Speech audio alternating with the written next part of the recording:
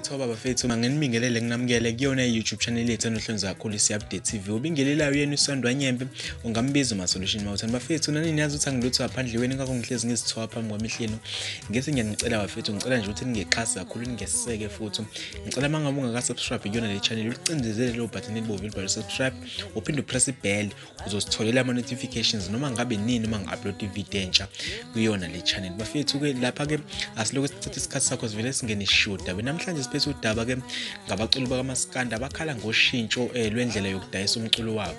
Siyazi ukuthi bekujwayelekile ukuthi umculo bawufake kuma CD bese behambisa ama CD ezitolo umculo utholakala khona, kodwa ke babe sebegqugquzela ukuthi ke baphinde bawufake na kuma digital stores online utholakale khona. Bayakhala ke ngalokho bathi ke akubalethele ishintsho empilweni zabo, kunaloko kubalethela nje ubunzima. Bona bazoqhubeka bahambe ngonyawo oludala, umculo wabo bazoqhubeka nje ngokuphusha ngokuthi ke bawufake kuma CD kuphela. Ama digital stores bathi ke awabenzeli inzuzo, kunaloko ke abenzela iloss. Bafethu ngiyafisa ukwazi ukuthi nina ngabe nithini ngalolu daba.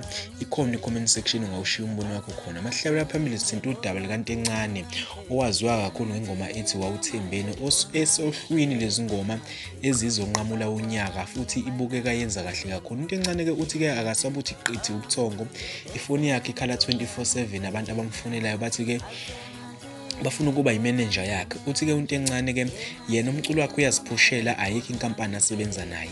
Kuyamangaza ukuthi abona abantu befone ngalesikhathi bathi ke bafuna ke ukuba imanager yakhe kubeni akade angena emculweni ezitabalasela ke. Uthi ke akukwazi ukuthi ngafuna umuntu ngoDecember noma ngoDecember 22 ethi umuntu ufuna ukuba imanager yakhe. Kwamanje uthi ke ayikho into azoyikhuluma, uyoze akhulume ngale kuka January sebonile ukuthi ingoma yakhe ngabe yenza kanjani onyakeni. Bafethu ngiyafisa ukwazi uvulweni ukuthi ke ngabe lithini, ngabe into encane kufanele ukuthi ke alithathe leli thuba alitholayo noma linde unyaka ozayo mhlambe uzolithola elinye ithuba. Ikhona i-comment section ngenzansi, fika ushiye khona umbono wakho. Ungakhohlwa ukusubscribe bafethu, uphinde upress ibell uzokwazi ukuthi ke uthole ke ama notifications mangifaka ivideo entsha. Kwami kusuke ngikuvala khona la ngithi